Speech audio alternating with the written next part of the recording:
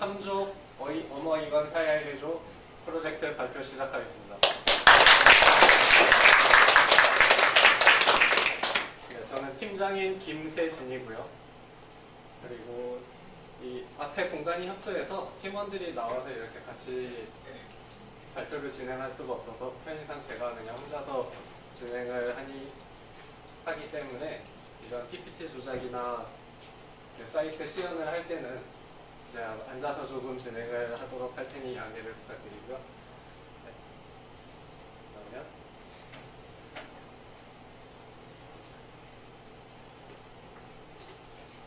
네, 목차는 이렇게 구성이 되어 있고요. 저희는 약간 조금 길어질 수도 있을 것 같아요. 설명이 많아지다 보면은 저희는 좀 텍스트가 많은 편이라서, 그래서 그쪽은 나중에 지루해 지시더라도 끝까지 경청을 해주셨으면 감사를 드리겠고요. 일단 빠르게 진행을 해보도록 하겠습니다.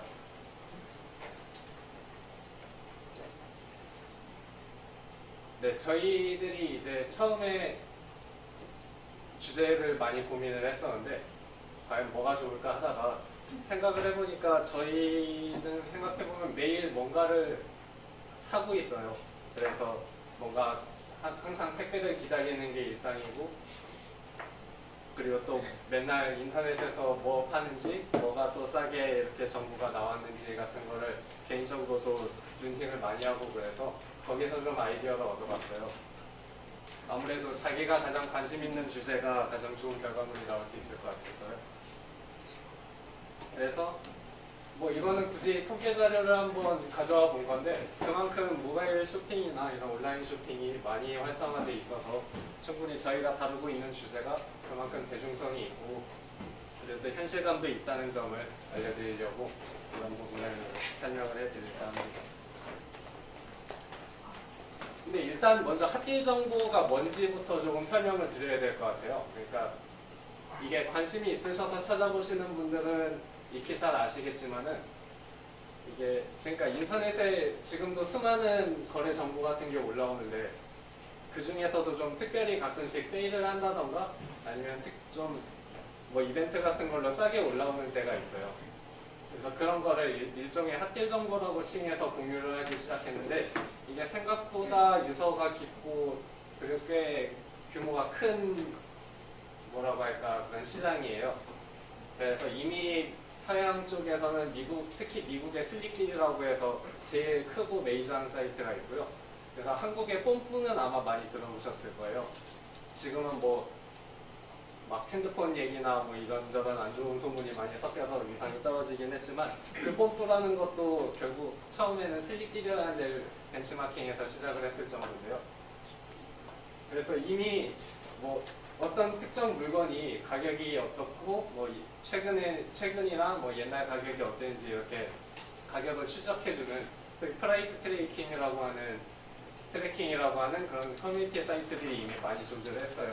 근데 지금도 우리나라 대부분 메이저 커뮤니티들 가보시면 꼭 핫딜 정보 공유란이라는 섹션이 꼭 마련이 돼 있어요. 그만큼 이게 방문자 수 유입이나 트래픽 발생하는 데 굉장히 도움이 되는 주제이기 때문에 굉장히 시장성이 있는 주제라고도 할 수 있고요. 다만 근데 지금 여기 예를 들어놓은 사이트만 해도 메이저한 사이트만 들어놓은 건데도 종류가 꽤 많죠. 그래서 근데 이게 정보가 다 똑같은 게 아니고 다들 각자 커뮤니티에서 활동하는 사람들이 개인적으로 알아서 올린 거기 때문에 굉장히 정보가 파편화되어 있어요. 그래서 뭐 예를 들어 자기는 컴퓨터를 좋아하는데 컴퓨터 부품만 따로 찾아보려면은 결국은 자기가 직접 커뮤니티를 다 돌아다니면서 취합하는 수밖에 없어요.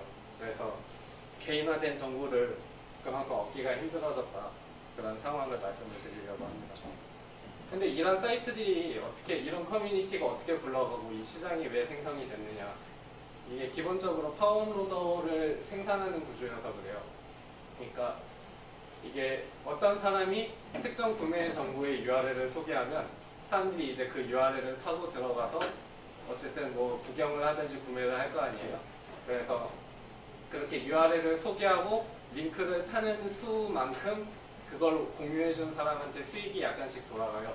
이거를 일명 전자상거래 제휴 마케팅이라고 그러는데 이 시장 때문에 빚어진 일종의 부차적인 시장인 거예요. 그래서 이 정보 커뮤니티를 운영하는 사람 측에서는 페이지 뷰가 늘어나니까 좋은 거고 이걸 공유하는 사람 입장에서는 광고 수익을 얻으니까 이익이 되고 그리고 이 마케팅을 의뢰한 판매자 측에서는 또 그만큼 자기네들 물건의 판매량이 늘어날 여지가 있으니까 결국은 선순환 구조인 거죠.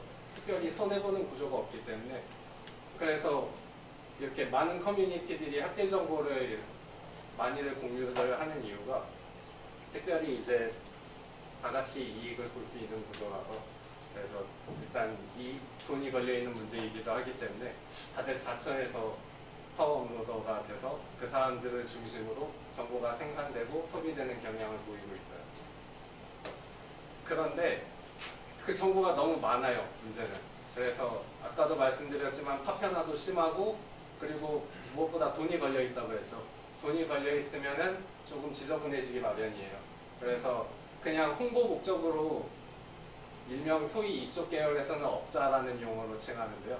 그래서 그냥 별로 핫딜도 아니고 따지도 않은데 그냥 사람들 많은 틈 타가지고 자기네 제품 홍보하려고 막 도배도 하고 막 이렇게 눈살 찌푸려지는 정보들을 많이 올리는 사람들이 있어요. 그래서 물론 커뮤니티에서 이게 돌아가는 거다 보니까 어느 정도 유저들끼리 자정작용이 어느 정도 되긴 하는데 그래도 이 업자들을 맡기는 좀 힘들어요. 그래서 이 무턱대고 잘못 이용하면은 전혀 싸지도 않고 핫딜도 아닌데 그냥 이게 싼 건가 보다 하고 무턱대고 속아서 사는 경우도 많아요. 그래서 이게 오른쪽 리플 같은 경우는 제가 당장 며칠 전에 그 스크린샷으로 캡처해온 리플들인데요. 이 정도 사람들은 항상 그래서 하도 업자들한테 데이다 보니까 이제는 매번 핫딜이 올라올 때마다 이게 정말 핫딜이 맞기는 맞는 건지 하는 의심들이 항상 있어요. 그래서 저희는 그 점에 조금 주안점을 둬봤어요. 아마 이 짤 많이들 아실 거예요. 최근에도 마케팅에서 많이 쓰더라고요. 이게 굉장히 임팩트가 컸는지 이게 그 옛날에 그 만화 까치에서 나온 그 짤인데 어쨌든 뭔가 지름신이 왔다 하면은 꼭 저 짤을 많이들 쓰죠. 저희들 팀 이름이나 서비스명도 여기서 힌트를 얻어서 모방한 그런 그런 제목이에요. 그래서 어머 저건 사야이가 엄밀히 말하면 원본인데 저 사는 뭔가 좀 어감이 안 좋잖아요. 그래서 어감을 위해서 약간 시적 허용을 해봤어요. 그래서 어이사고요. 그래서 이 네 문장에 써져 있는 부분들이 저희들 사이트의 가장 핵심적인 주안점이에요. 그래서 일단 기본적으로 온라인 곳곳에 핫딜 정보들을 한데 모아볼 수 있어야 되고 그리고 아까 말했듯이 특별히 내가 원하는 걸 골라볼 수 있는 그런 개인화된 정보를 취합할 수 있는 그런 사이트가 됐으면 하는 목적이 있었고 그리고 좀 더 부가적인 욕심을 내보자면 혹시 이런 핫딜 정보를 다루는 사이트들 이외에도 뭔가 좀 부가적인 정보나 가치를 더 생산할 수 있으면 좋지 않을까 하는 커뮤니티적인 기능도 조금 꾀해봤고 그리고 정보 사이트의 미덕은 역시 심플하고 미니멀한 UI죠. 시선이 분산되거나 너무 복잡하거나 애니메이션이 많거나 하면 정작 중심 주제인 핫딜 정보에서 눈이 멀어질 수 있기 때문에 좋지 않아요. 저희의 핵심적인 벤치마킹 타겟은 알고문이라는 사이트예요.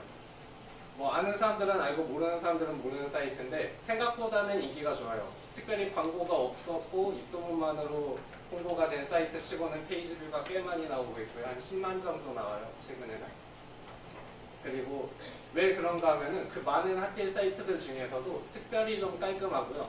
그리고 소스를 보면은 굉장히 저희 소스도 많이 참고를 해봤는데 소스가 굉장히 가독성이 좋고 그리고 또 짧으면서도 핵심 이게 유기적으로 연결이 잘 돼 있어서 소위 클린 코드라고 하죠. 그래서 개발자가 한 명인 걸로 알고 있는데 내공이 조금 있나 봐요. 그래서 많은 참고가 됐고 단순 명료하고 굉장히 보면은 사이트도 단순하고 기능도 단순한 것 같은데 막상 써보면 편리해요. 그리고 또 다른 사이트에는 없는 기능도 많고요. 그래서 생각보다 이런 백엔드 로직을 수준 높게 굉장히 구현을 해놨기 때문에 저희들은 입장에서는 굉장히 많은 사이트가 됐어요. 결국 태양 아래 새로운 것은 없기 때문에 그래서 이렇게 많은 저희 확고한 벤치마킹 타겟이 있으면 확실히 아이디어를 확장하고 재해석하는 데 도움이 되죠. 그래서 저희도 마찬가지로 크롤링을 합니다. 근데 왜 하필이면 그 많은 웹 프로젝트의 중심 제재 중에 크롤링이냐? 사실 크롤링 자체만 하면 뭐 개인 프로젝트 정도로 또 할 수 있지 않나 할 정도로 조금 아시는 분들은 그냥 그렇게 어려운 기술이 아니라고 생각하시고 있을 거예요. 그래서 근데 그럼에도 불구하고 많은 장점이 있어서 택하게 팀 프로젝트 주제이지만 택하게 되는데요. 일단 크롤링이 계속 실시간으로 긁어오다 보니까 시의성이 좋죠. 데이터라는 거는 특히 핫딜 정보라는 거는 최신의 데이터가 아니면 의미가 없어요. 가격이나 시간 정보 같은 게 계속 바뀌고 이 딜이 요즘은 막 1시간만 팔다가 사라지는 딜도 많고 그래서 수시로 갱신이 되지 않으면 의미가 없기 때문에 시의성이 아주 중요하고요. 그리고 저희들이 단순히 남의 사이트 정보를 그냥 긁어오기만 하는 건 아니에요. 당연히 저희들 사이트에 맞게 상당히 많은 가공을 거치고 있고요. 그리고 또 그거를 최대한 활용하기 위해서 이런저런 기준으로 필터링도 하고 있어요. 그리고 무엇보다 자동화가 돼 있죠.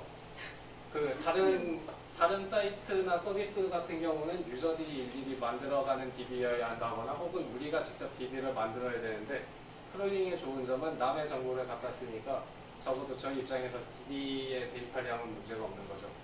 혹시 남의 정보를 갖다 쓰는 게 문제가 되지 않느냐 하는 크롤링의 해먹은 이슈가 있는데 결론부터 말씀드리면은 뭐 특별히 법적으로나 도의적인 문제는 없고요. 왜냐하면 아까 말씀드렸듯이 이체유 마케팅 시장이라는 게 일종의 선순환 구조이기 때문에 오히려 다른 사이트들에서 많이 퍼가고 공유해 줄수록 판매자나 그 정보를 공유한 사람의 이득이 더 커지는 구조이기 때문에 어느 정도 트래픽이나 외부 유입량을 늘려준다는 것 때문에 크롤링이 그렇게 특별히 문제되는 경우는 없어요. 물론 트래픽을 발생시킨다는 점에서는 조금 문제의 소지가 있을 수 있는데 그래서 저희도 최대한 도덕성을 사수하고자 로봇TXT를 열어봐서 크롤링을 거부하고 있다거나 공식적으로 그쪽 개발자가 우리는 크롤링을 허용하지 않겠다 하면 긁지 않았어요. 그래서 허용하고 있는 부분에 대해서만 긁어오고 있고요. 그리고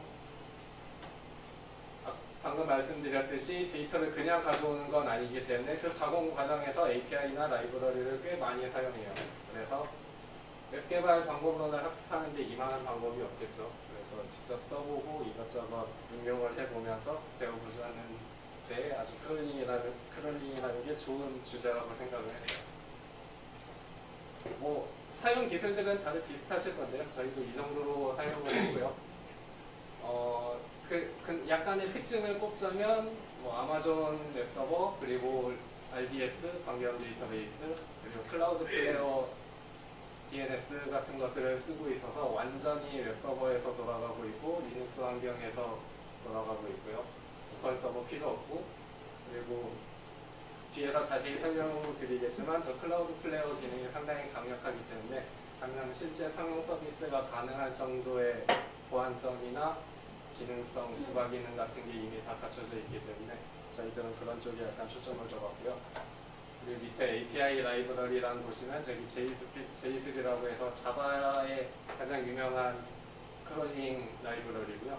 아마 파이썬에서 보통 크롤링들을 많이 하는 걸로 아는데 그거와 거의 동급의 인지도나 기능을 가진 라이브러리입니다.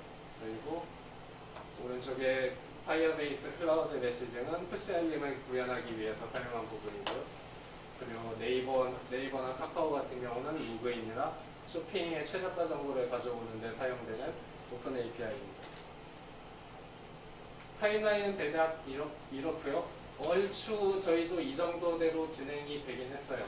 그러니까 이제 다만 생각보다 프론트에선 좀 시간이 더 걸렸는데요. 왜냐하면 저희도 특징 중 하나가 일체 템플릿을 쓰지 않았고요. 그리고 보통 다른 프로젝트 팀들이 시간 단축이나 프론트에 기울이는 그런 노력을 조금 줄이기 위해서 대충 뼈대는 상용 템플릿을 쓰고 그걸 개조하는 방식으로들 많이 진행하시는데 저희는 밑바닥부터 다 짰습니다. 그리고 반응형 앱도 완벽히 구현되고 있고요. 그래서 그 과정에서 반응형 앱을 충분히 이해하고 습득하는 과정이 있었기 때문에 생각보다는 시간이 좀 많이 들었어요. 그래서 결과물이나 볼륨에 비해서는 디테일은 좋지만 볼륨은 좀 떨어지는 조금 허전한 느낌이 드는 것도 사실이긴 한데, 그래도 프론트, 저희가 뭐 프론트 과정은 아니지만 그래도 프론트에 대한 과정, 그 공부는 굉장히 많이 됐기 때문에 의미는 있었다고 생각을 해요. 그리고 백엔드도 아까 말씀드렸다시피 이런저런 API나 라이브러리를 활용하는 과정에서 많은 공부가 됐고요. 그리고 웹서버는 아까 첫 주에서 언급하셨던 것처럼 저희도 좀 후반에 작업을 했어요. 나중에 이제 마이그레이션하고 코팅하는 그런 절차가 조금 문제가 소지가 있기 때문에 어느 정도 로컬에서 개발이 됐다 싶었을 때 이제 디플로이를 하기 시작했고요. 그리고 아쉬운 점은 시간이 생각보다 그렇게 충분하지가 않아서 디버깅이나 리팩토링을 충분히는 하지 못했다는 게 좀 아쉽습니다. 네. DB는 이런 정도로 구성이 되어 있어요. 저희는 DB, 애초에 사이트 볼륨이 그렇게 복잡하거나 유기적이거나 하지는 않기 때문에 DB 자체도 굉장히 단순한 편이고요. 관계도 어느 정도 직관적인 관계를 이루고 있어요. 그래서 특별히 DB는 많은 걸 설명을 드릴 필요가 없을 것 같고, 테이블 형태에서도 역시 작성을 했습니다만 시간 관계상 넘어가도록 하겠습니다. 사이트 맵은 이 정도로 구성이 되어 있습니다. 사이트 맵이 굉장히 단순하죠. 저희들 프로젝트가 볼륨이 그렇게 들인 시간이나 디테일에 엄청나게 신경을 쓰긴 했지만 볼륨은 그렇게 크지가 않아요.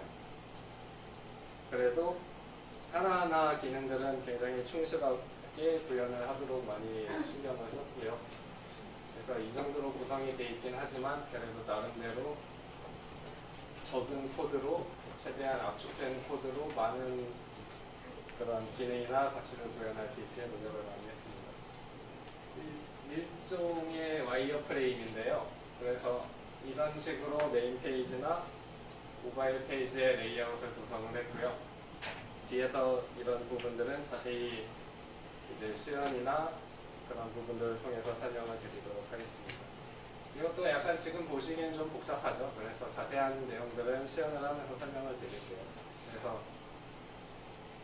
뭐 특별히 특징적인 부분들은 없고요. 이제 여기는 로그인 폼인데 저건 이제 최대한 한 페이지에서 해결을 하기 때문에 저렇게 버튼을 누르면 슬라이드로 폼이 교체되는 식으로 구성이 되어 있고요. 그래서 뭐 여러 가지 유효성 체크들도 당연히 하고 있고요. 자바스크립트에만 보안을 의존하는 것은 좋지 않기 때문에 자바스크립트 단에서 물론 유효성 체크하고 다 보완을 하지만 자바스크립트가 수정되거나 무력화될 때를 대비해서 백엔드에서도 당연히 체크하고 있고요. 그리고 폼을 사용하지만 그 서브밋을 사용하지는 않기 때문에 자바스크립트 AJAX를 이용해서만 데이터를 제출하기 때문에 만약 자바스크립트가 무력화되면 일체 로그인이나 회원가입 로직도 불가능해요. 그래서 애초에 잘못된 값이 들어가거나 이상한 시도가 되는 걸 차단을 하겠다는 의도였고요. 그리고 여기는 모바일 페이지의 레이아웃이고요. 모바일 페이지도 이따가 미러링 저희 핸드폰으로 다시 보시면서 설명을 드리겠습니다. 저희 디자인 뭐 굳이 그렇게 대단한 건 없지만은 그래도 조금 있어 보이게 설명을 드리자면은 저렇게 컬러 사용했고 로고도 만들었고 그리고 저렇게 폰트 2가지 쓰고 있고요. 그리고 이따가 보시면 알겠지만 뭐 굳이 꾸며내자면 플랫 디자인이라고 해서 그림자나 그라데이션, 애니메이션 같은 거 최대한 배제해서 시간 분산이나 복잡한 느낌을 안 주게 했고요. 그리고 또 쉐이딩 같은 경우는 페이지 로드 시간에 굉장히 많은 손해를 주기 때문에 그래서 그런 페이지 로딩 시간에 대한 최적화도 좀 고려를 하면서 최대한 디자인을 단순하게 해보자는 목표를 잡았고요. 그리고 아까도 말씀드렸다시피 핫길 정보가 주이기 때문에 레이아웃이 굳이 복잡할 필요가 없고 그리고 특별히 뭐 화려한 애니메이션이나 투명도 뭐 이렇게 페이드 인, 아웃 뭐 그런 슬라이드 같은 게 되도록이면 자제하는 편으로 구성을 했습니다. 저희 이제 핵심 기술 하나씩 설명을 해드리자면요. 일단 웹크롤링이 있죠. 저희의 가장 주요 핵심 기능이고 메인 컨텐츠예요. JSON 라이브러리 쓰고 있고, 처음에는 저희가 DB를 먼저 체크를 한 다음에 유니크 키가 있으면 업데이트로 분기가 되고, 없으면 인서트로 분기가 되게 일일이 수동으로 다 해줬어요. 그랬더니 DB 수행 시간도 많이 느려지고, 그리고 또 안 좋은 게 쿼리문도 굉장히 여러 개로 나눠져야 되고, 컨트롤러나 DAO 단에서도 굉장한 코드에 이런 이렇게 막 뻥튀기가 되기 때문에 어떻게 하나로 합쳐볼 수 없을까 했는데 마침 오라클에서 머지인트가 있더라고요. 그래서 업서트라고 해서 알아서 유니크 키를 체크해서 있으면 업데이트, 없으면 인서트 하는 기능이고요. 그래서 약간 단일 쿼리는 복잡해지지만 딱 하나로 해결이 되기 때문에 실제로 많은 수행 속도의 상승을 결과를 확인을 했고요. 그리고 스프링 스케줄러 활용을 해서 일정 간격, 지금은 5분으로 설정을 해놨는데 5분마다 사이트들을 긁어와서 아까 말씀드렸다시피 이제 업서트 작업하고, 그리고 나름대로 이런저런 정보 가공하고, 가격 비교를 위해서 뭐 텍스트 데이터는 인티저로 뭐 파싱도 하고, 포맷도 맞춰서 제대로 가격 그 양식에 맞게 표시되게끔도 뭐 나름 인코딩도 하고, 그리고 네이버 API 활용해서 네이버 쇼핑 최저가도 가져오고, 이런 여러 가지 일련의 작업들이 있고요. 그래서 가장 먼저 개발을 시작했지만 가장 마지막까지 개발을 한 부분이기도 한데요. 그래서 덕분에 로직을 계속 개선했던 덕분에 DB에 이제 한 페이지, 그러니까 10개 행이죠. 카디널리티 10개 해서 총 핫딜 10개 정보를 반영하는데 평균 3초 정도가 걸리고요.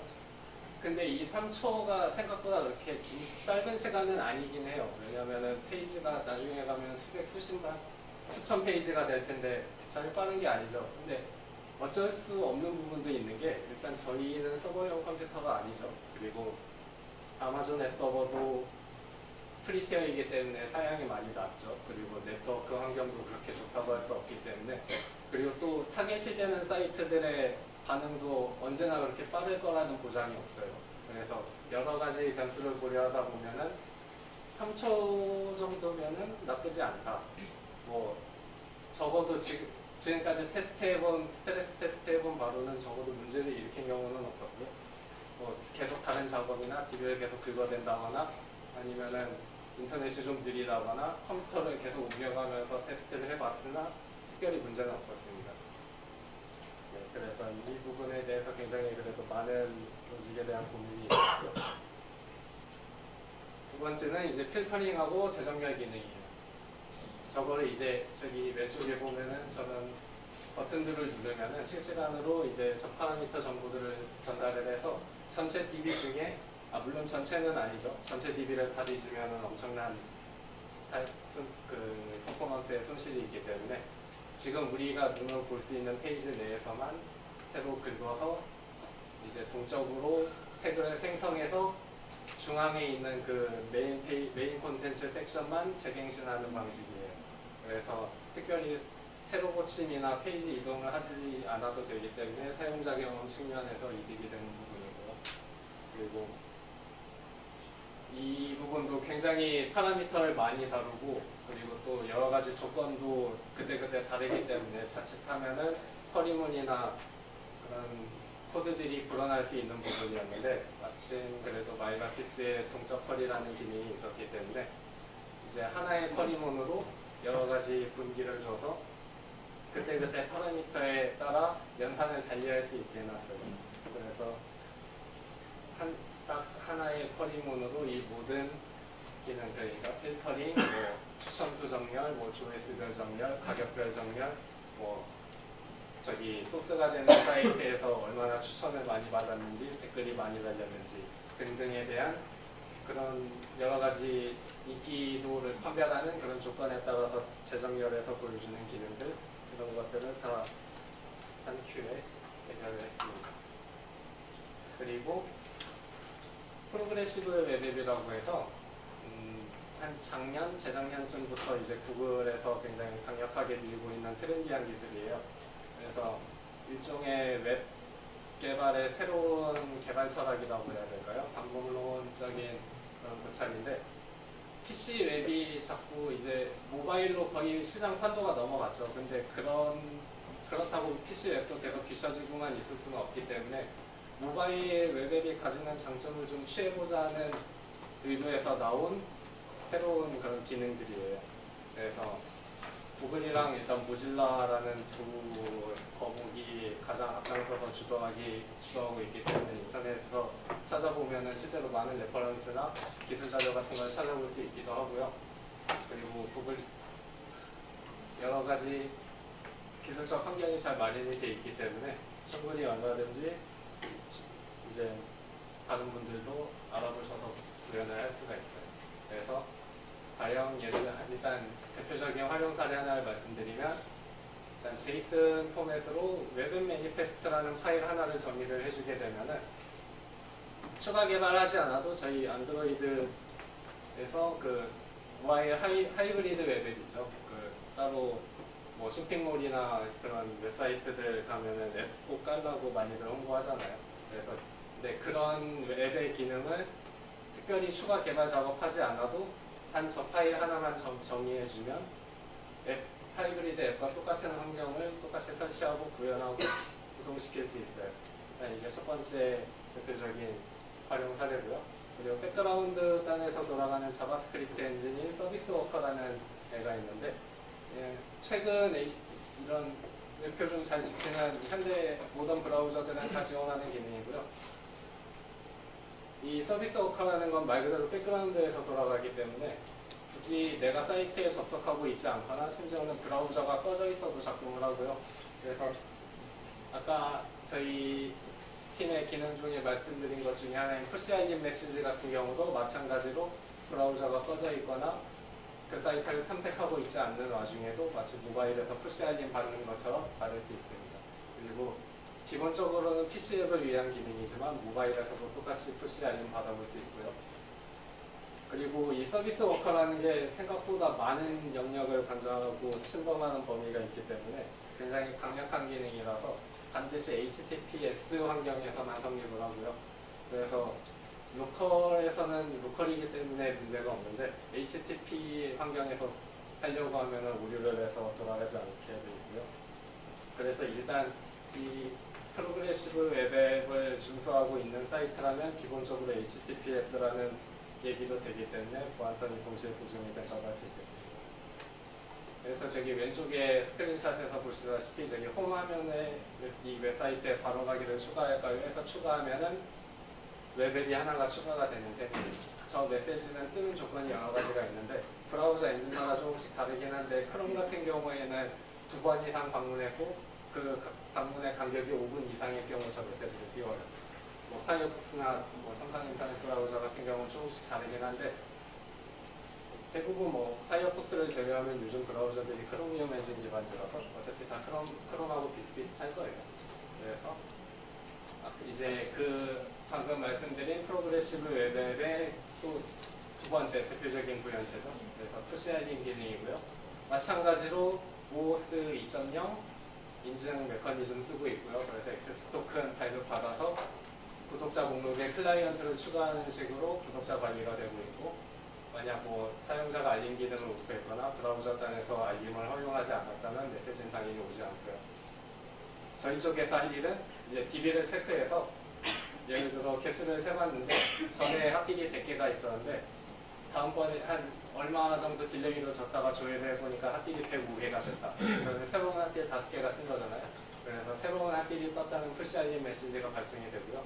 그러면 이제 그 순간 구독자 목록에 등록되어 있던 모든 클라이언트들에게 동시에 발송이 되고요. 뭐 파이어베이스 쪽의 설명에 의하면 10만 개 정도까지는 거뜬하다고 하고요. 그리고 푸시 알림 서버를 따로 구현하려면 굉장히 어려운 부분인데 이렇게 외부 서비스를 이용하기 때문에 전혀 어려운 부분이 없다라는 점에서 굉장히 실용성 높은 기능이라고 할 수 있을 것 같습니다.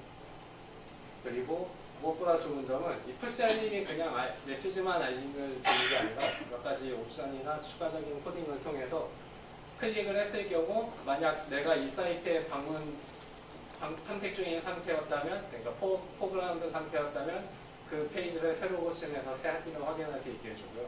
브라우저가 꺼져 있었거나 다른 탭을 탐색하고 있었던 백그라운드 상태였다면 그 사이트로 바로 강제 이동시켜줍니다.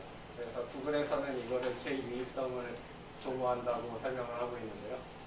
그만큼 푸시 알림이 자기네 사이트를 다시 방문할 수 있게 해준다는 점이 강력한 메리트이기 때문에 이 기능이 꽤 유용하다고 할 수 있을 것 같아요. 그리고 만약 그 클라이언트가 이 알림을 켰는지 껐는지 같은 여부는 HTML 파일도 스펙 중에 하나인데 로컬 스토리지라고 해서 쿠키랑 비슷한데 쿠키보다는 조금 확장된 개념이에요.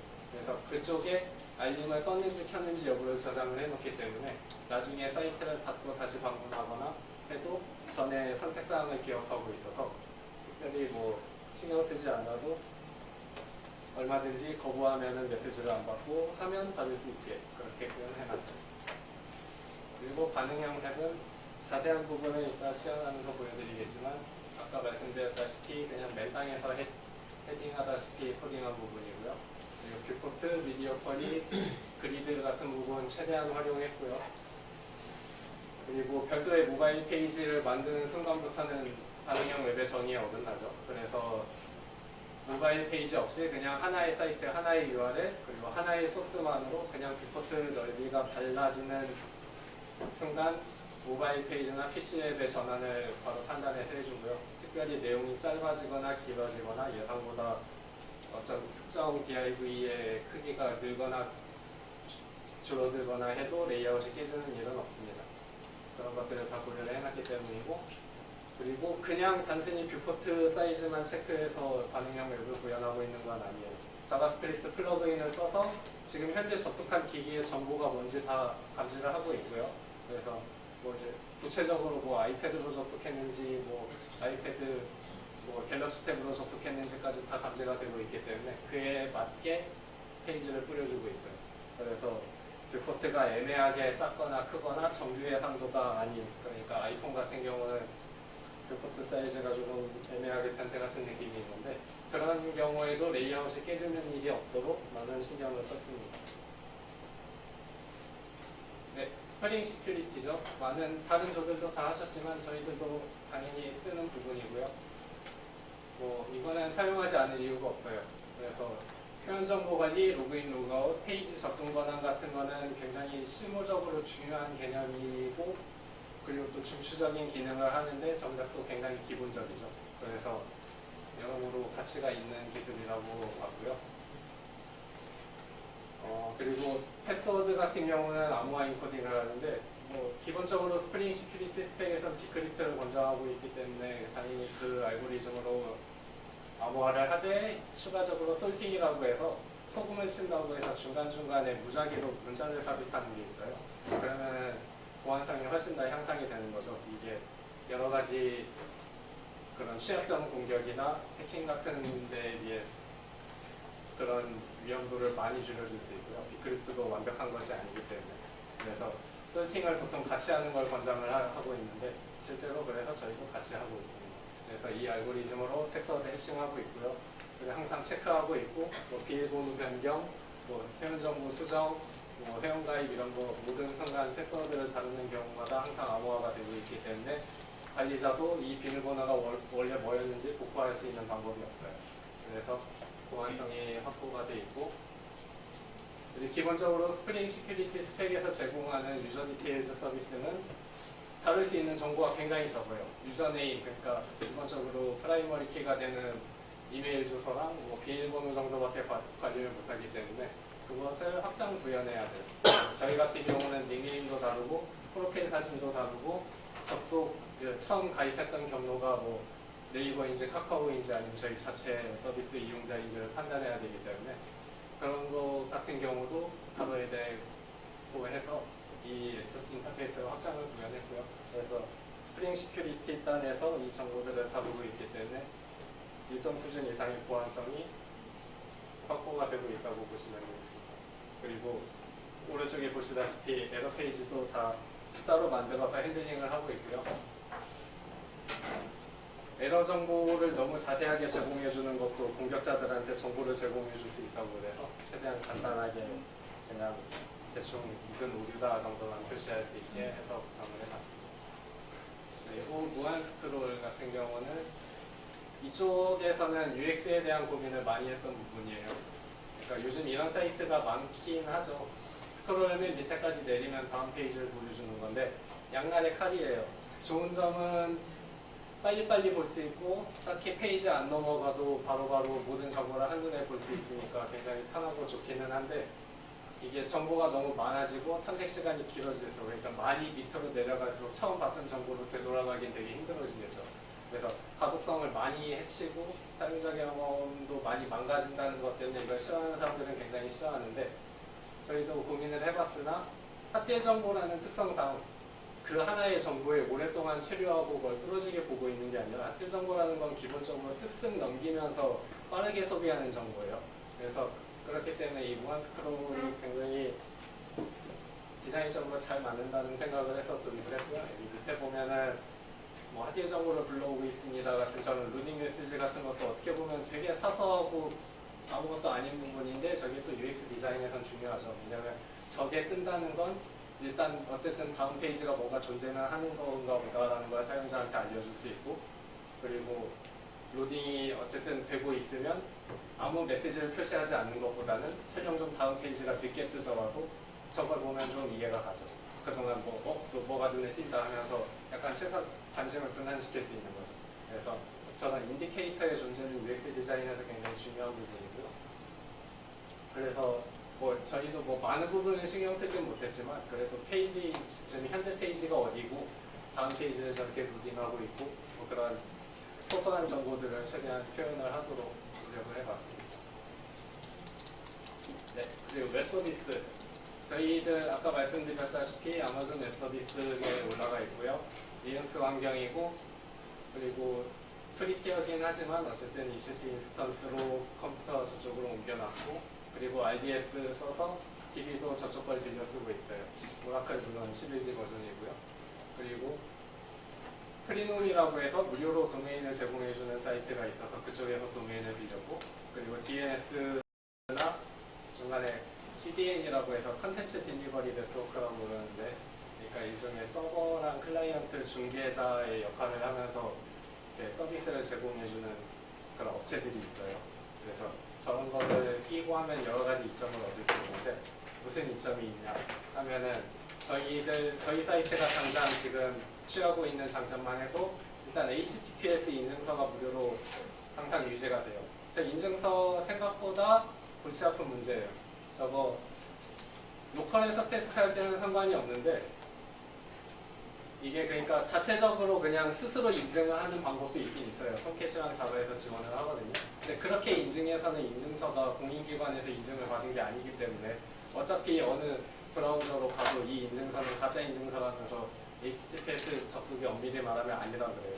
그래서 아까 말한 프로그레시브 외면 같은 것도 당연히 안 돌아가고요. 그래서 반드시 인증을 받아야 되는데 이게 보통은 유료예요. 이 인증이. 근데 물론 오픈소스로 무료로 해주는 데도 있고 3개월마다 갱신을 해야 돼서 귀찮긴 하지만은 레츠 인크립트라는 유명한 인증 기관도 있는데 굳이 그렇게 노력할 거 없이 저 중간에 CDN을 끼면은 저렇게 인증서를 제공을 해주기 때문에 HTTPS를 쉽게 구축을 할 수 있죠. 요즘 좀 상용으로 서비스를 한다는 사이트 치고 HTTPS가 아닌 데가 없기 때문에 저번에 이제는 선택이라기보다는 필수가 됐죠. 네, 그리고 DNS도 제공을 해주니까 그것도 좋고 그리고 자동으로 저희 소스랑 리소스 미니파이 해주기 때문에 용량이나 트래픽 절감 많이 되고요. 그리고 해외 접속 차단 같은 방화벽 기능 당연히 제공하고 사이트를 캐싱해서 설령 지금 저희 사이트가 내려가 있어도 여기 CDN 쪽에서 이미 저희 사이트의 과거 버전을 캐싱으로 떠났기 때문에 서버가 꺼져 있어도 접속하면 그 사이트, 과거 사이트 보여줍니다. 그래서 그런 기능들이 있고 그리고 접속 통계 같은 거 이런 부분 보시다시피 다 제공이 되기 때문에 누가 접속했고 얼마나 트래픽이 발생했고 어느 국가에 다 접속했는지 같은 것도 다 관리가 되고 있어요. 그리고 심지어는 자바스크립트 실행 속도나 코드 최적화 같은 것도 중간에서 해주고 있고요. 그리고 여러 가지 좋은 기능이 있기 때문에 네, 이것을 쓰면서 굉장히 많은 이점을 얻을 수 있었던 것 같습니다. 네, 그러면 프로젝트 시험부터는 제가 많은 조작을 해야 되는 관계로 편의상 앉아서 진행을 하겠습니다.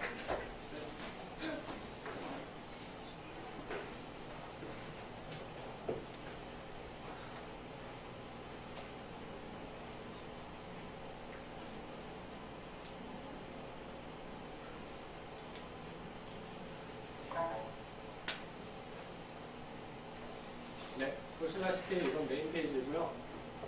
역시 말씀드렸다시피 굉장히 간단한 UI예요. 그런데 그래도 지금 크롤링은 계속 돌아가고 있고요. 5분 간격으로 조회해서 이미 존재하는 데이터면은 여기 시간 정보나 이런 가격 정보, 네이버 쇼핑 최저가 정보 같은 것들을 계속 실시간으로 업데이트를 하고 있고요. 그리고 그래서 이거를 계속 새로 고침하시다 보면은 나중에 아시겠지만 이게 계속 수정되고 있다는 걸 아실 수 있을 거예요. 그리고 이제 위에서부터 한번 볼까요? 그러면은 이거는 로고, 네, 홈페이지 이렇게 가고 지금 보시다시피 이건 무빙 스크린인데 그냥 깨알 같은 부분이에요. 그래서 무빙 스크린으로 약간의 그런 디자인도 해봤고 그리고 뭐 당연히 검색은 기본적인 라이트 검색으로 해서 2글자 이상이면은 검색할 수 있게 해서 네, 검색 결과가 나오고 있고요. 여기 아까 말씀드렸다시피 이런 것도 인디케이터 일종이죠. 그래서 검색을 뭘로 했는지나 어느 페이지에 들어와 있는지 이런 페이지 트리 같은 거를 제공해주는 점도 나름대로 도움이 되는 부분입니다. 그리고 이제 메인 내비게이션 바를 한번 볼까요? 그래서 아까 다른 조분들과 마찬가지로 저희도 이거 이렇게 스크롤 내려오면 계속 고정적으로 따라오는 스티키 네이버가 있기 때문에 밑에까지 계속 스크롤을 하더라도 이런 메뉴로 바로바로 이동을 할 수 있어요. 가령 일단 첫 번째 저희 섹션은 핫딜 랭킹이에요. 이렇게 여기 오른쪽에 보면 랭킹 1위부터 10위까지 나열을 해서 보여주는 페이지고요. 이 랭킹 산정의 기준은 여러 가지가 있어요. 저희 자체적으로도 리플 개수나 조회수, 뭐 이거 링크를 누른 횟수 같은 거를 다 체크를 하고 있고요. 그런 거랑 이제 저쪽 사이트에서 여기 보시면 이거는 이쪽 사이트에 이 정보를 소개한 사이트에 달린 리플의 개수, 추천의 개수, 비추천의 개수예요. 이것들을 고려해서 여러 가지로 합산을 한 다음에 랭킹을 산정해서 실시간으로 페이지가 뿌려질 때마다 랭킹을 매겨주는 구조고요. 네, 그래서 일단 어느 핫딜이 지금 핫한지를 또 핫딜 중에서도 특별히 사람들 지금 주목을 받고 있는 게 뭔지를 알아보는 게 굉장히 중요한 문제이기 때문에 이렇게 랭킹을 실시간으로 매기는 부분도 소소하지만 중요한 기능이라고 할 수 있겠습니다. 그리고 종료된 딜 같은 경우는 이제 더 이상 정보의 가치가 좀 떨어지죠. 하지만 그래도 예전에 가격이 뭐였는지를 알아본다던가 하는 그런 히스토리의 가치는 있기 때문에 그냥 흐리게만 표시해서 하는 경우도 있고요. 이 종료 여부도 계속 크롤링으로 긁어 오고 있기 때문에 실시간으로 만약 갑자기 뭐 폭파가 됐다거나 뭐 가격이 올라가지고 취소가 됐다거나 하는 딜 같은 경우는 바로바로 종료 여부가 확인이 돼서 이렇게 페이지아웃 처리를 할 수 있습니다. 두 번째 섹션은 이제 테마 딜이라고 해서 일정한 테마를 기준으로 재정렬해주는 기능이에요.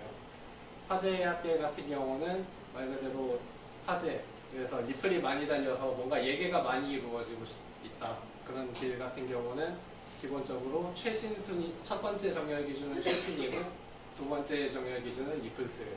근데 리플도 무조건 뭐 연계 한 개부터 달려오는 게 아니라 그때그때 상황을 봐서 일정 개수 이상인 리플 개수인 그런 핫딜 정보들만 이렇게 나열을 해서 보여주고 있고요. 마찬가지로 여기도 그런 기준이 적용된 기준대로 무한 스크롤을 불러오고 있어요. 그리고 추천 많은 핫딜은 마찬가지로 리플 개수가 아니라 이번에는 추천 개수죠.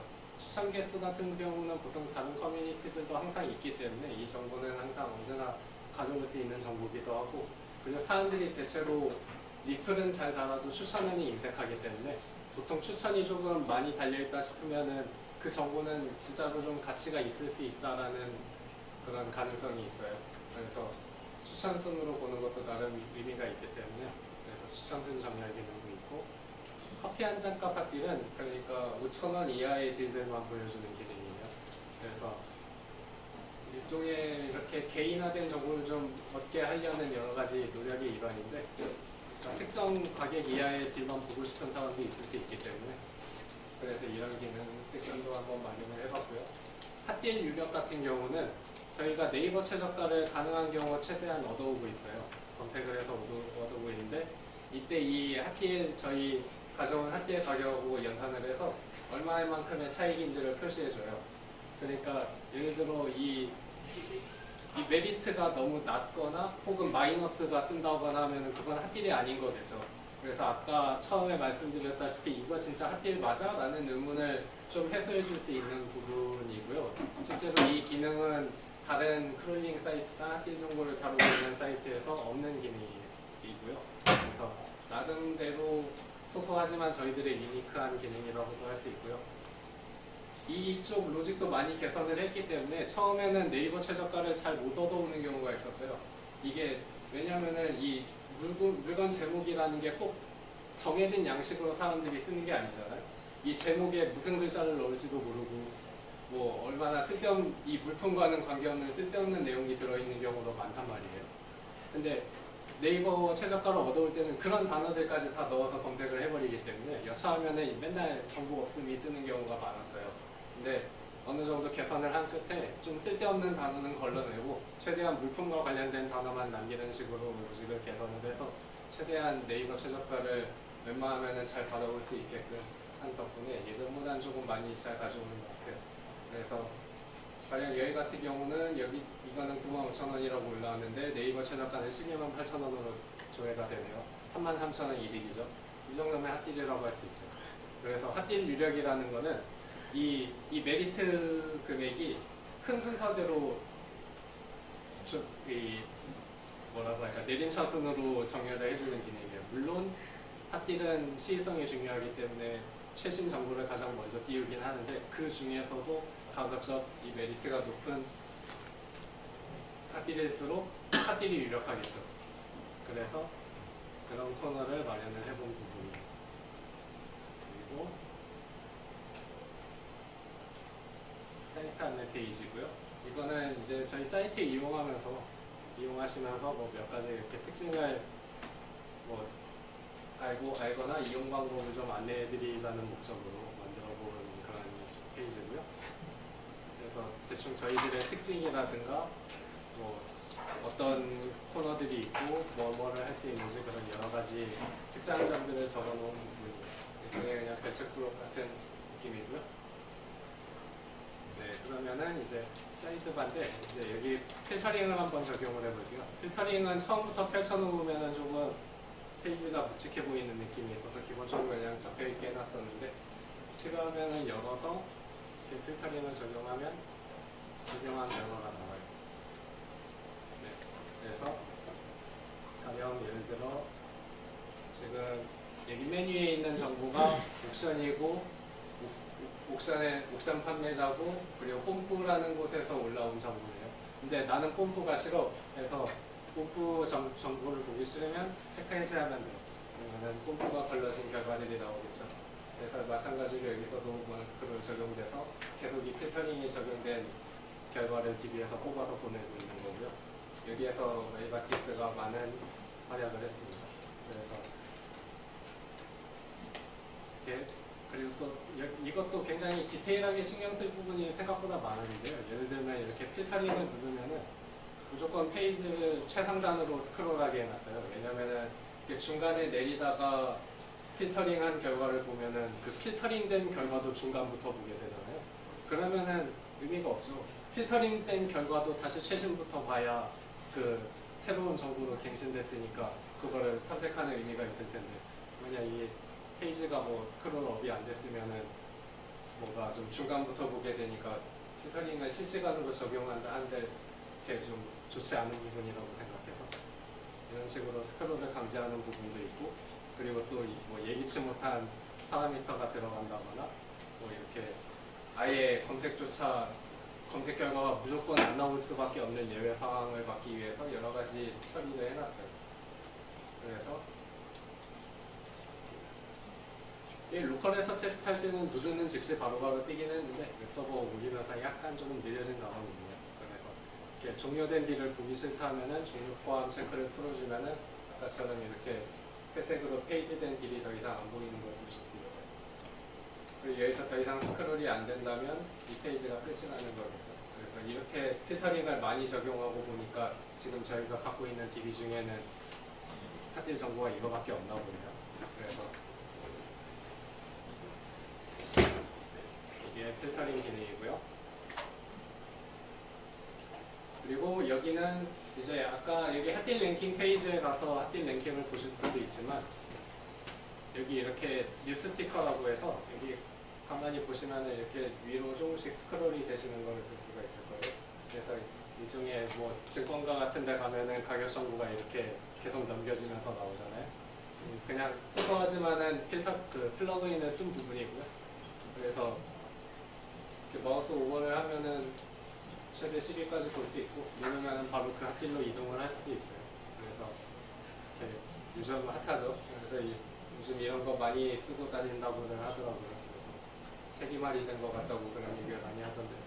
그래서 이렇게 지금 항상 뜨고 있는 딜이 뭔지 일종의 실시간 인기 검색어 같은 거죠, 네이버. 그래서 그런 기능도 여러모로 중요하기 때문에 여기 이렇게 스티커 플러그인도 써봤고, 그러면 이제 저희 한번 로그인을 해볼게요. 여기 로그인 페이지는 이렇고요. 일단 빠르게 회원가입 먼저 한번 해볼게요.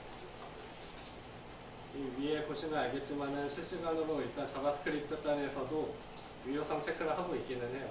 이상한 값이 들어오면 안 되니까. 그래서 제대로 만약 체크가 안 됐거나 하면은 물론 이런 메시지 띄우기도 하고, 뭐 수정되거나 무력화될 때를 대비해서 뭐 시나리오도 대비를 해놨어요. 그래서 어쨌든 제대로 입력을 했다면 이렇게 메일을 보내는데 메일 보내는 시간이 좀 걸리죠. 그래서 그동안 이렇게 누군가 연타를 할 수도 있단 말이에요. 근데 그러면은 메일이 막 여러 개 보내주고 꼬이겠죠. 그래서 그런 경우를 방지하기 위해서 버튼을 디세이블드도 하는과 동시에 트랜잭셔널 어노테이션 이용을 해서 중복 수행 안 되게끔 락을 걸어놨어요. 그래서 그런 예외 사항 같은 디테일한 부분을 많이 포착을 했다는 점을 조금 주안점을 더 줬으면 좋겠고요. 그리고 지금 인증이 안 된 상태로 로그인을 수행하게 되면 아까 전에 팀에서 보여주셨던 것처럼 이렇게 에러 메시지가 뜨죠. 현 정보가 존재하지 않거나 비활성화 상태의 계정이라고 했는데 보통 로그인이 실패했을 때 그 실패했을 때의 메시지를 너무 자세하게 설명해줘도 안 좋아요. 왜냐면은 그 해킹 공격을 시도하는 사람들한테 뭐가 잘못됐는지 정보를 알려주는 꼴이거든요. 그래서 이 로그인 로직도 어떻게 보면 참 아무것도 아니고 일상처럼 이용하는 것 같은데 생각보다 고려할 점이 많아요. 그래서 이렇게 좀 두루뭉술하게 잘못됐다고 표현하는 편이 좋고요. 그래서 어쨌든 그렇게 해서 뭔가 뭐 이메일이 틀렸던지 비밀번호가 틀렸던지 아니면 자기가 활성화를 안 했던지 하면은 저런 식으로 로그인 실패가 뜨겠죠. 하지만 만약 본인이 회원가입을 한 게 맞다면 저기에서 해낼 이유가 없겠죠. 그래서 이렇게 그냥 정상적으로 메일 받으러 와서 다른 분들 구현하신 것처럼 이렇게 이메일 인증을 위한 링크 주세요입니다 메일이 오긴 하는데 이 링크도 그냥 막 단순하게 보낸 링크는 아니고 다른 내부적으로 그 랜덤 UUID 사용해서 토큰을 발급한 다음에 그 토큰을 DB에 저장하고 토큰이 매칭이 된 경우에만 제대로 인증이 되게 해놨어요. 만약 이상한 코드를 가지고 인증을 시도하거나 시도한 적도 없는데 이 메일을 인증해달라고 하거나 하면은 당연히 폴백 페이지에서 에러를 띄우겠죠. 하지만 지금 같은 경우는 코드가 잘 맞기 때문에 이메일 주소가 인증되었고 이제 그 스프링 시큐리티 내부적으로는 이네이블드 컬럼을 0번에서 1번으로 돌려줬다고 보시면 됩니다. 그래서 이렇게 로그인을 했어요. 로그인을 해서 들어왔죠. 그럼 다음으로는 뭐 해볼까요? 현정보 수정을 한번 해볼게요. 이메일 주소는 프라이머리 키이기 때문에 수정이 되면 안 되겠죠. 이건 저희들이 내부적으로 이 회원의 유일성을 체크하는 부분이기 때문에 임의로 수정이 되면 안 돼요. 그리고 여기 닉네임 중복 확인 버튼이라든가 패스워드 이란이 있는데 만약 아무것도 수정하지 않고 그냥 수정 완료를 누른다면 그냥 이 상태 그대로 아무것도 변경이 되지 않은 채 그냥 수정이 돼요. 근데 만약 한 번이라도 뭔가 이렇게 바꾼 적이 있다면 그때부터는 중복 체크를 해줘야 돼요. 뭔가 값이 변화가 생겼으니까.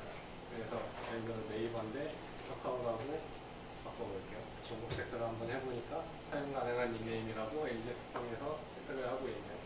그리고 비밀번호도 한번 바꿔볼게요. 하지만 양식이 안 맞으면 이렇게 되고 양식이 안 맞는 상태에서는 당연히 행동도 수정 안 되고 여기도 마찬가지로 자바스크립트 무력화에 대한 시나리오를 마련을 해놨어요.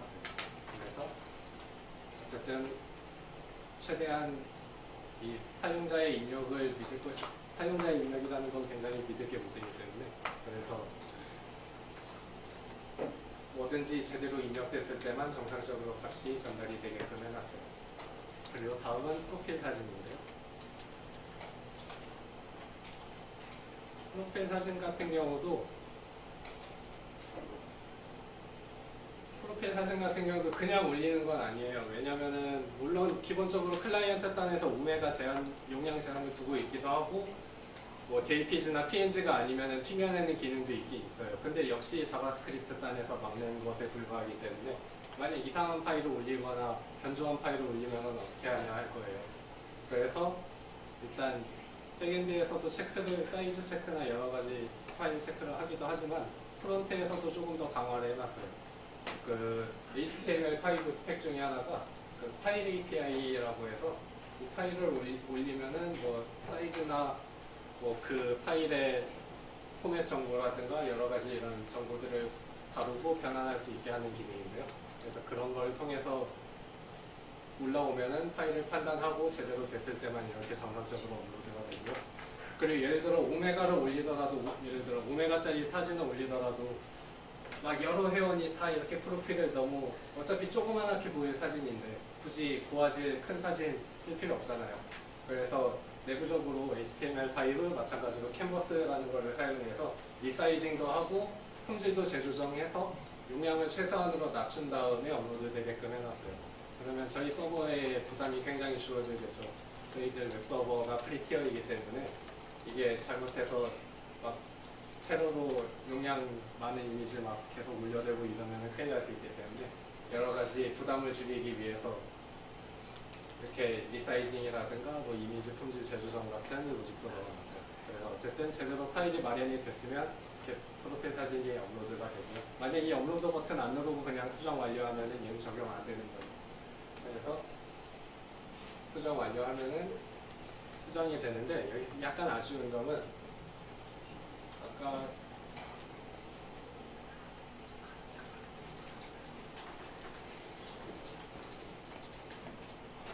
재로그인을 해야만 적용이 돼요. 이게 스프링 시큐리티의 특징 때문인데 이게 로그인을 처음에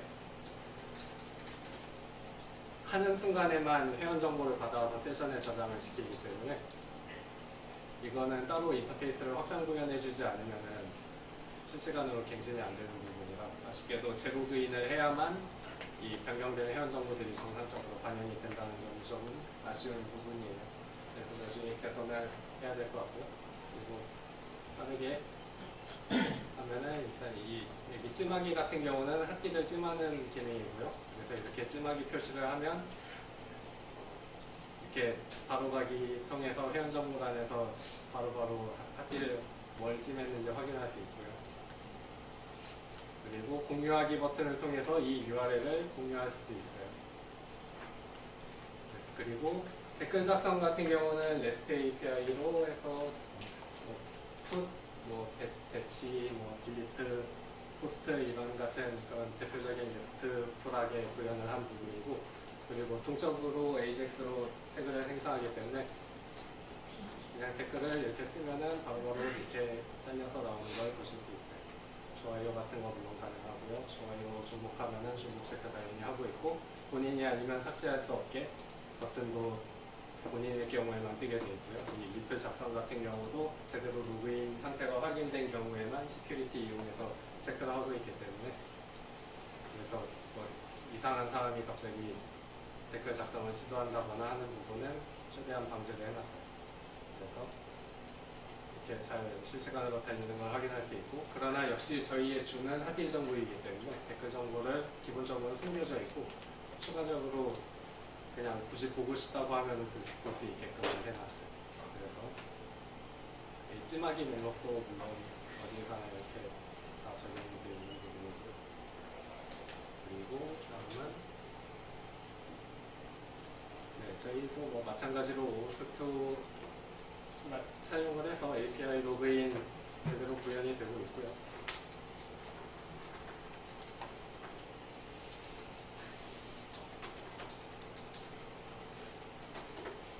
그래서 이런 API 로그인 같은 경우는 그냥 자동으로 회원가입과 로그인 처리가 되는 거죠. 그래서 여러 가지 이런 API 사용을 해서 자동으로 콜백 페이지로 연결이 돼서 로그인 처리나 여러 가지 뭐 물론 마찬가지로 패스워드 암호화 같은 거 다 되고 있고요. 그래서 회원 정보 같은 것도 다 제대로 관리가 되고 있어요. 그리고 그러면은 그리고 반응형 앱 같은 경우도 아까 말씀드렸다시피 리포트에 따라서 내용이 늘거나 줄어도 특별히 레이아웃이 깨지지 않고 일정 이하로 추가되면 모바일 페이지로 전환이 되고요. 이렇게 모바일로 에뮬레이팅을 해봐도 제대로 돌린다는 걸 아실 수 있어요. 이거는 아까 말씀드렸던 부분이고, 대부분 PC 웹에서 이용할 수 있는 기능은 모바일에서도 다 그대로 이용을 할 수 있어요. 자, 그러면 이제 저희 핫딜 알람을 한번 실험을 해볼게요. 핫딜 알람 기능이 활성화되면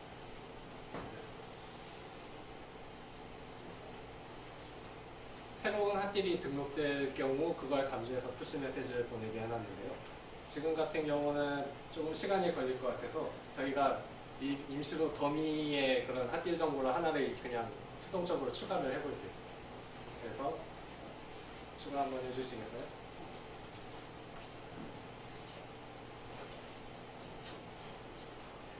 푸시 알림이라는 게 너무 자주 떠도 굉장히 방해가 되는 요소이기 때문에 일정한 간격으로만 뜨게 해놨어요.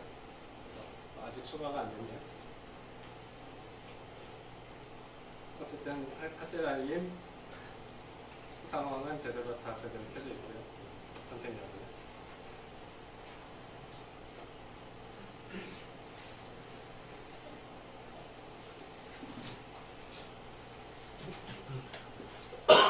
네, 여기 알람이 떴죠. 이렇게 푸시 알람이 도착을 하면 이걸 이렇게 클릭하면 페이지가 새로 고침이 되고요. 푸시 알람을 받을 수도 있는데 예를 들어 이 페이지를 탐색하지 않고 있어 볼게요.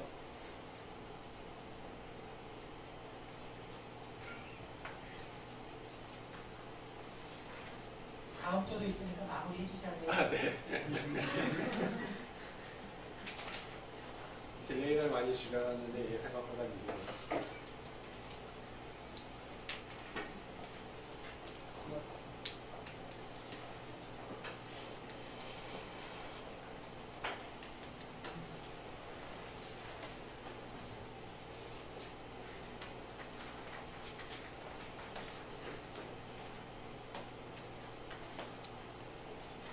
거기서 핫딜 계속 추가 좀 해주시겠어요? 범위로? 그냥 계속 해주세요.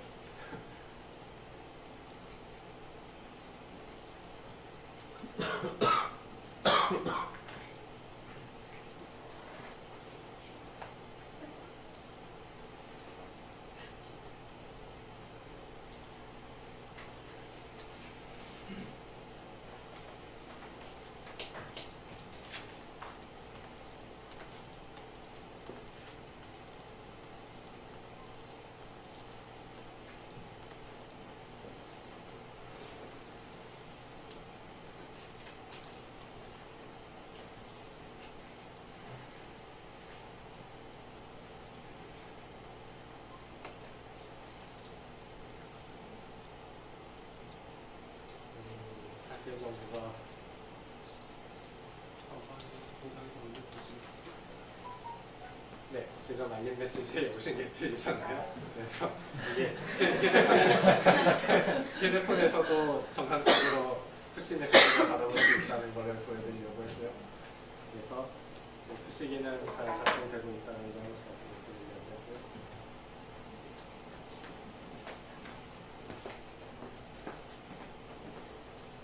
시간 관계상 관리자 페이지는 간단하게 이렇게 부트스트랩의 데이터 테이블을 활용해서 이렇게 회원 정보나 이렇게 여러 가지 권한 같은 거를 조정할 수도 있고 학계 같은 것도 관리할 수 있다라는 거를 말씀을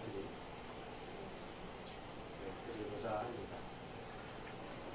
그러면 다시 발표로 들어가서 그래서 저희들 대충 개선점을 이렇게 3개 꼽아봤어요. 크롤링 로제가 아직 많이 보완이 필요하고요. 타겟 사이트들에서 예를 들어 예외 사항 발생할 경우 시나리오가 좀 고민이 덜 돼 있기도 하고 데이터가 만약 나중에 몇십만 개 되고 하면은 퍼포먼스도 많이 떨어질 것 같은데 그때에 대한 테스트는 아직 해볼 수가 없어서 그런 경우에 대한 고려가 좀 부족하지 않았나 싶고요.